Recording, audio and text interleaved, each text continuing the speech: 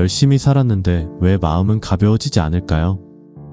더 많이 가졌는데, 더 안정됐는데 오히려 숨은 더 무거워집니다.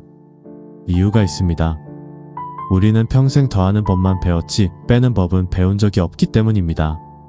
채우는 건 배웠는데 비우는 건 배우지 못했어요. 그래서 마음이 짐으로 가득 차 있는 겁니다. 오늘은 무엇을 내려놓아야 하는지, 어떻게 비워야 가벼워지는지 그 기준을 천천히 이야기해 보려 합니다. 지금부터 함께 들어보시겠습니다. 왜 나이가 들수록 마음이 무거워질까? 젊을 때는 몸만 있으면 됐습니다.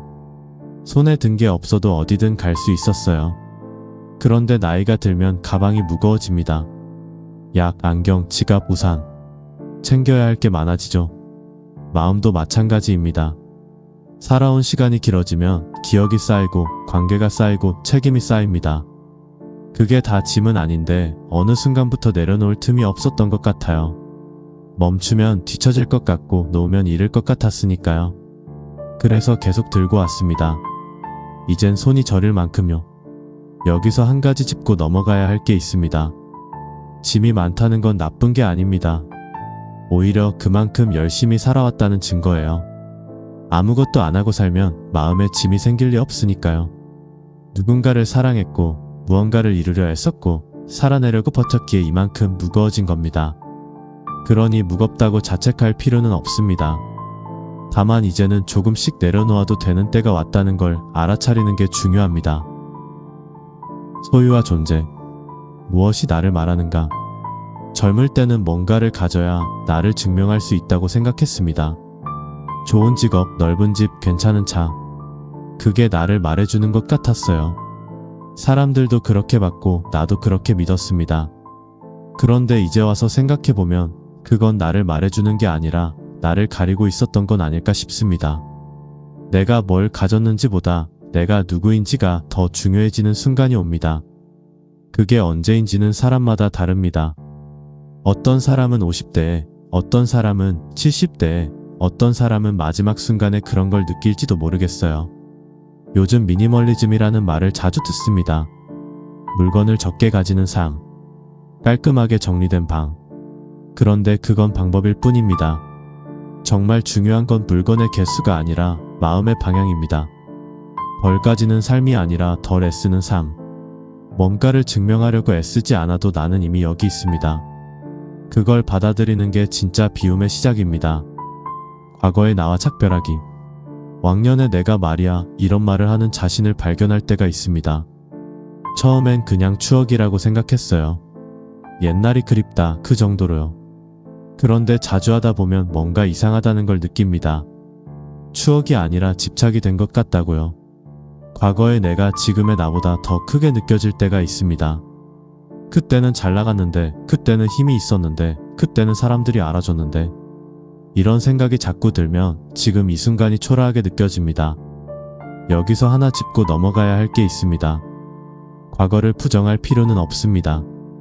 그때의 나도 나였고 그때의 영광도 진짜였으니까요. 다만 그걸 너무 꽉 붙잡고 있으면 지금 이 자리에 앉을 수가 없습니다. 과거는 사진첩처럼 가끔 펼쳐보는 게 좋습니다. 매일 들고 다니면 무겁거든요. 그리고 과거의 나한테만 의지하면 지금의 나는 점점 작아집니다. 지금의 나도 충분히 괜찮은데 말이죠. 더 이상 뛰어나지 않아도, 더 이상 주목받지 않아도 지금 여기 숨쉬고 있는 나는 그 자체로 의미가 있습니다. 용서라는 이름의 비움. 용서하라는 말을 많이 듣습니다. 종교에서도 책에서도 사람들도 그렇게 말하죠. 그런데 용서가 의무처럼 느껴질 때가 있습니다. 마치 용서하지 못하는 내가 나쁜 사람인 것처럼요. 하지만 용서는 도덕이 아니라 선택입니다. 누군가를 용서하는 건 그 사람을 위한 게 아니라 나를 위한 겁니다. 미움을 계속 안고 사는 건 생각보다 피곤한 일이거든요. 그 사람 생각만 해도 가슴이 답답하고 잠이 안 오고 하루가 무거워집니다. 그런데 그 사람은 아무렇지 않게 잘 살고 있을 수도 있어요. 그럼 손해는 누가 보는 걸까요? 용서한다는 건 그 사람이 한 일을 인정하는 게 아닙니다. 그냥 더 이상 그 일에 내 에너지를 쓰지 않겠다는 뜻입니다. 그 사람을 내 마음에서 꺼내보내는 거예요. 쉬운 일은 아닙니다. 당장 되는 것도 아니고요. 하지만 언젠가 그 사람 생각이 나도 가슴이 덜 아픈 날이 옵니다. 그때 조금 가벼워진 걸 느낄 수 있습니다. 후회를 내려놓는 태도. 후회 없는 삶을 사는 사람은 아마 없을 겁니다. 돌이켜보면 다르게 할 수 있었던 순간들이 너무 많으니까요. 그때 그 선택을 안 했으면, 그때 그 말을 안 했으면, 그때 조금만 더 참았으면, 그런 생각들이 밤마다 찾아옵니다. 하지만 이렇게 생각해 볼 수 있습니다. 그때의 나는 그 선택밖에 할 수 없었다고요. 지금의 내가 보면 어리석어 보일 수 있어요. 하지만 그때의 나는 그때 가진 정보와 그때의 감정으로 최선을 다해 선택한 겁니다. 완벽하진 않았지만 그게 그때의 전부였어요. 그러니 그때의 나를 너무 미워하지 않아도 됩니다. 그때의 나도 열심히 살았으니까요. 후회를 완전히 지울 순 없습니다.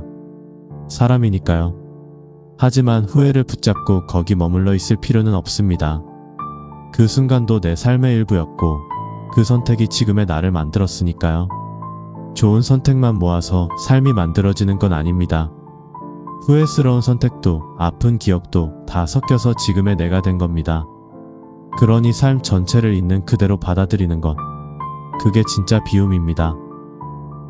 지금까지 왜 마음이 무거워지는지, 무엇을 내려놓아야 하는지 이야기했습니다. 이제 구체적으로 어떻게 비울 수 있는지 3가지 기준을 말씀드리려 합니다. 당장 오늘부터 하라는 건 아닙니다. 다만 이런 기준이 있다는 걸 알아두시면 좋을 것 같습니다. 첫 번째 기준, 지금의 나에게 필요한 것과 과거의 내가 원했던 것을 구분하기. 우리는 종종 과거의 욕망을 지금도 붙잡고 있습니다. 예전엔 필요했지만 지금은 아닌 것들이요. 예를 들어 남들에게 인정받고 싶었던 마음, 더 많이 가지고 싶었던 욕심, 완벽해 보이고 싶었던 집착. 이런 것들이 아직도 내 마음을 차지하고 있진 않은지 한 번쯤 돌아보시면 좋겠습니다. 지금 나에게 정말 필요한 게 뭔지 가만히 물어보는 겁니다. 답은 생각보다 단순할 수 있습니다. 두 번째 기준. 바꿀 수 있는 것과 받아들여야 할 것을 나누기. 우리가 무거운 이유 중 하나는 바꿀 수 없는 것을 바꾸려고 애쓰기 때문입니다. 과거는 바꿀 수 없습니다. 다른 사람도 내 뜻대로 되지 않습니다. 이미 일어난 일, 돌이킬 수 없는 선택, 내가 어쩔 수 없는 상황. 이런 것들은 받아들이는 수밖에 없습니다. 받아들인다는 건 포기하는 게 아니라 에너지를 낭비하지 않겠다는 뜻입니다. 반대로 지금 내 태도, 오늘 내 선택, 앞으로의 방향은 바꿀 수 있습니다. 여기에 집중하는 게 훨씬 가볍게 사는 방법입니다. 세 번째 기준. 해야 한다보다 하고 싶다를 따라가기. 나이가 들면 해야 한다는 말이 많아집니다. 건강 챙겨야지, 관계 유지해야지, 이것도 해야지, 저것도 해야지. 그런데 정작 나는 뭘 하고 싶은지 모를 때가 있습니다. 의무만 남고 즐거움은 사라진 거예요. 물론 해야 할 일은 있습니다. 하지만 모든 게 의무일 순 없습니다. 하루에 한 가지만이라도 하고 싶어서 하는 일을 만들어 보는 겁니다. 산책이든 음악 듣기든 그냥 창밖 보기든 작은 것부터 나를 위한 시간을 갖는 거예요. 그게 비움의 출발점입니다. 오늘 비움에 대해 이야기했습니다. 무엇을 내려놓아야 하는지, 어떤 기준으로 살펴봐야 하는지 천천히 풀어봤습니다. 당장 뭔가를 바꿔야 한다는 이야기는 아닙니다. 다만 가끔 이런 생각을 해보시면 좋겠습니다. 내가 지금 들고 있는 것 중에 내려놓아도 되는 게 있진 않은지, 나를 무겁게 하는 게 뭔지.